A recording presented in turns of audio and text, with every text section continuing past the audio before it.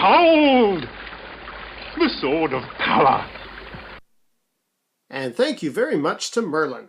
Welcome to another Down the Rabbit Hole video. I'm obviously talking about my sword. And unfortunately, this is not Excalibur, which is what Merlin was about to mention.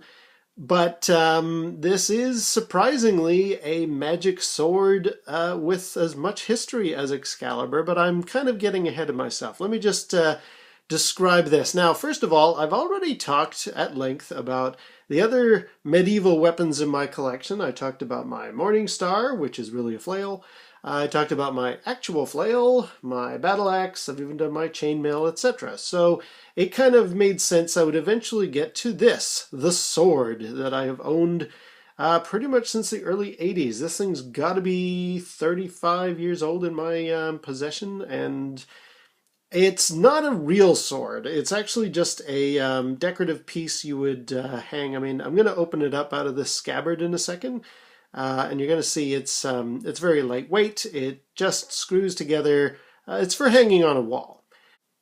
Now, it's interesting that I use the quote from Excalibur because to me, that film definitely represents what was so interesting and fascinating for me at the time with medieval weapons.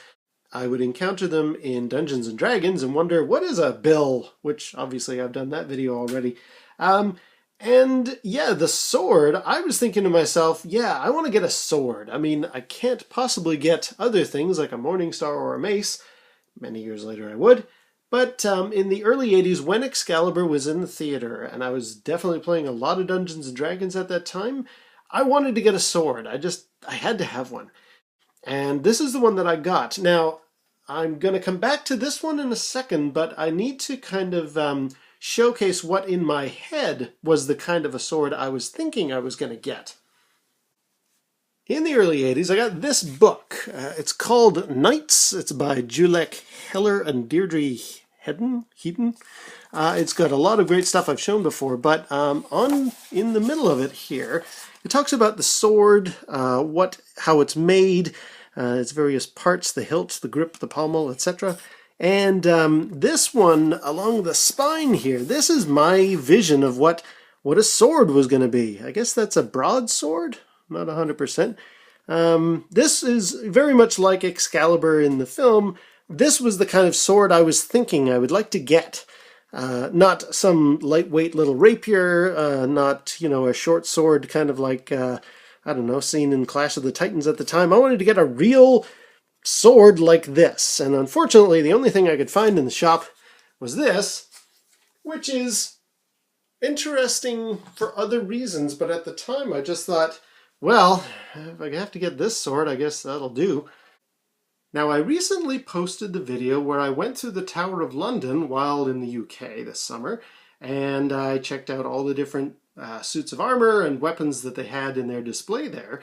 Plus, at their gift shop, I actually picked up this from the Royal Armouries. It's a letter opener, and it's a very nice, very big, for a letter opener, sword. Let's pull that out there. This was what I had in mind when I was thinking in the early 80s, I'd like to get a sword. I was thinking it would be something with like the flat across there and that kind of design. This was the only thing I could buy, and I was a little bit disappointed. I mean, this is kind of swirly. I guess let me pick it up and show you. Now, it has a major flaw, which I will get to later. But as you can see, it's got this like curly-Q design. It's got this faux ivory handle with some engravings on it. It did not come with the scabbard. I'll tell you a story about that in a second. But I just thought, oh, okay, well, I guess if I have to put up with this curly-Q, overly fancy shape, I mean, that's what I'll just have to do. It was only $45. I remember that specifically. So, okay, yeah, I mean, it's a sword. I'm not going to be able to get the big broadsword that I had in mind, but this will do in the interim. But Excalibur, this is not. At least in my mind at the time. It actually is a kind of an Excalibur. It's got a lot of history, this particular sword with this particular shape. Now you may have just noticed the handle rotated a bit there. My sword is actually a little flawed. It used to have a pommel here that would stick up, and I have had this sword in my possession for 35 years. Only in the last move, which was maybe 5 or 6 years ago, did I actually lose the pommel off the top. It's actually out the window there, somewhere in the parking lot. I've gone back looking for it.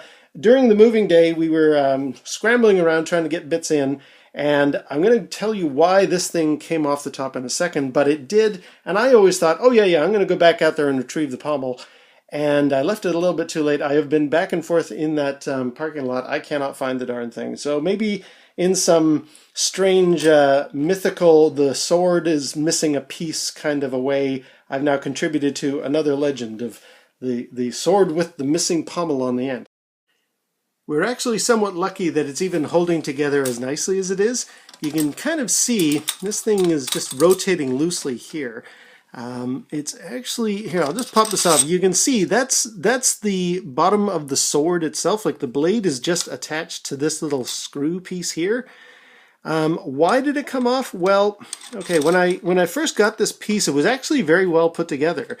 And I seem to recall this was, I mean, it's not like the thread at the end was any longer, but I seem to recall I had to put a little rubber spacer in there because when you screwed the pommel on the end, and I'm going to show you, I've got a replication of it and some pictures that are very important. The thing would not line up flush, like it wouldn't be on the same plane as these parts of the guard here.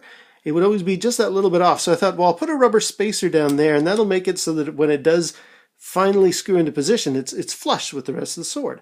And then I think the rubber spacer, after a couple of decades, started to like wear in or start to become part of this, I don't know, what is this, plastic?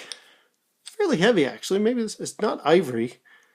It's probably just plastic that's surrounding a metal core. Anyway, it was starting to get stuck on there, so I thought, well, I'll get rid of that. And ever since I did that, the whole thing was just that little bit loose, like I would tighten it. But for some reason, the pommel would very easily come off and loosen up. And again, on moving day, the thing just eventually fell right off. And I thought, oh yeah, that's happened 100 times. I'll just go back and retrieve it. And I never did. But in a way, I guess that makes this a little bit, well, let me show you. Let me take these pieces off. Like there's, okay, it's giving me a bit of resistance. So you got this is the guard, this is the handle, pommel's missing. But yeah, in a way, I have a broken sword. I mean, sword that is in shards. I guess it kind of makes me a little bit like Lord of the Rings with Narsil. And if that's the case, if this is my own personal Narsil, I guess that makes me Aragorn, son of Arathorn. Yeah, I could totally be that. In fact, I think I'm going to start convincing people that I am, in fact, Aragorn.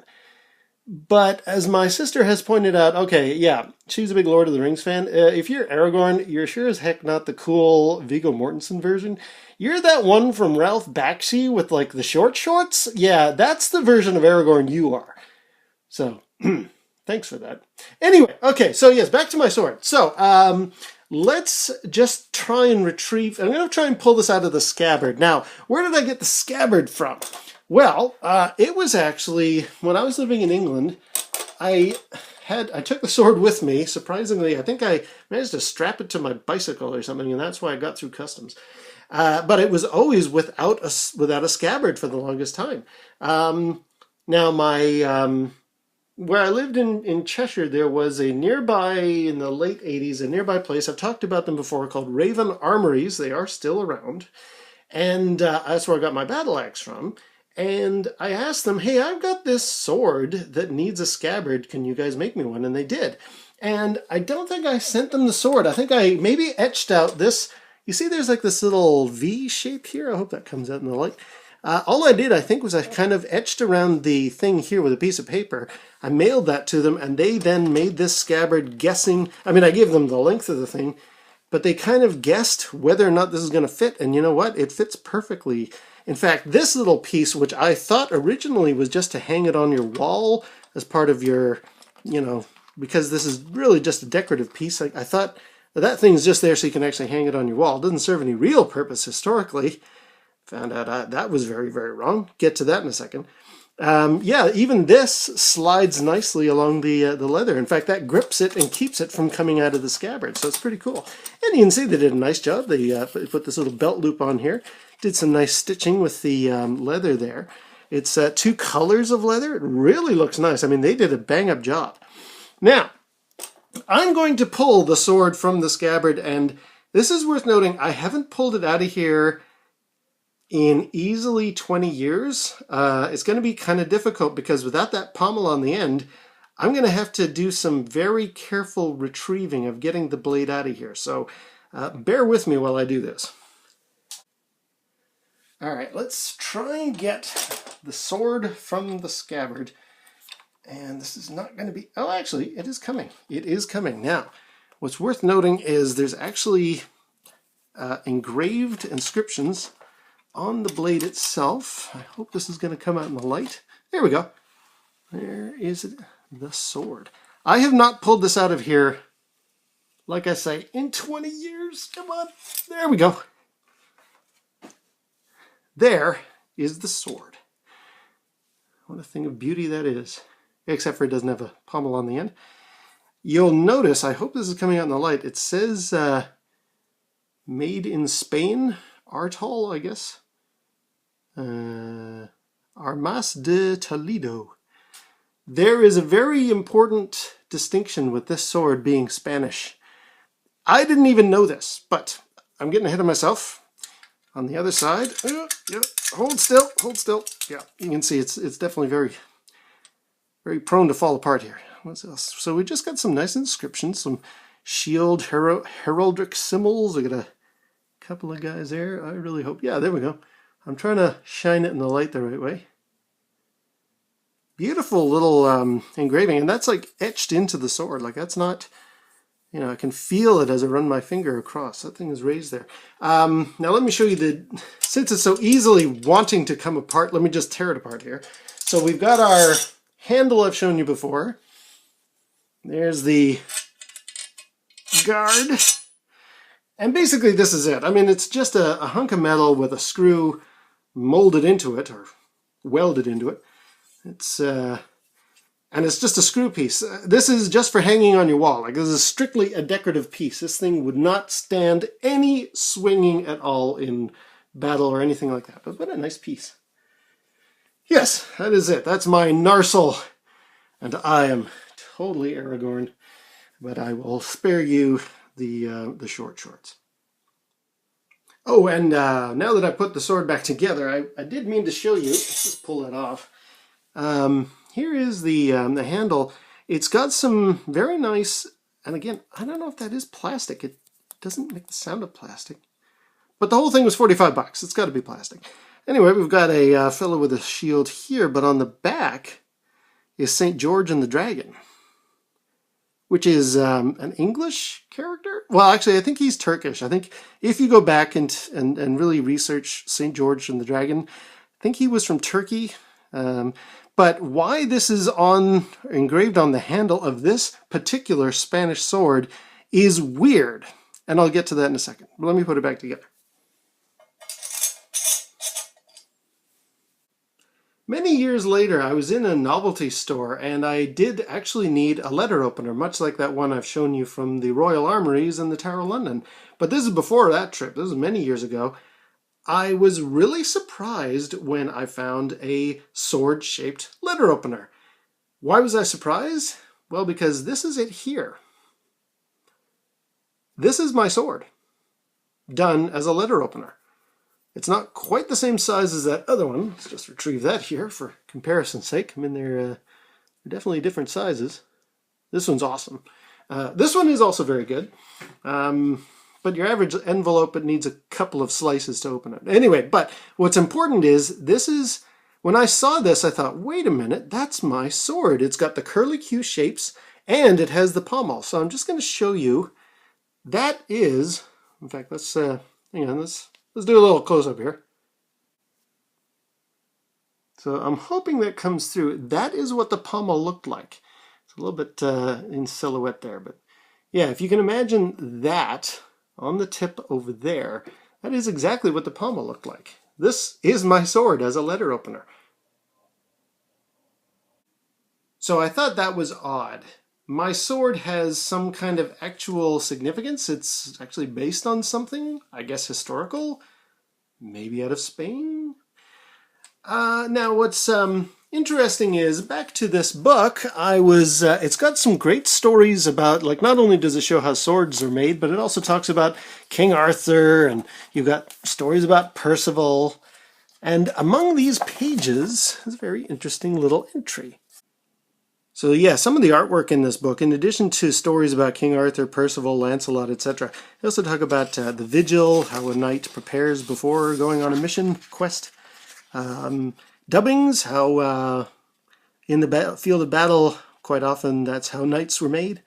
And they also tell stories about other knights and medieval heroes from other parts of Europe, including the Cid.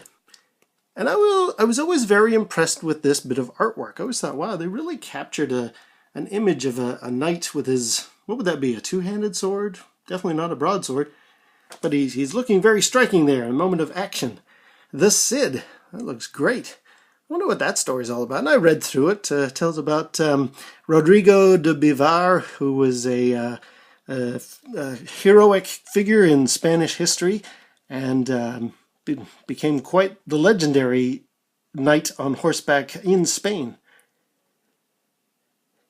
And then again, I had another look at that picture. That looks a lot like Charlton Heston, who I know played El Cid in a 1961 movie. And lo and behold, that is exactly Charlton Heston in the 1961 movie El Cid. How curious.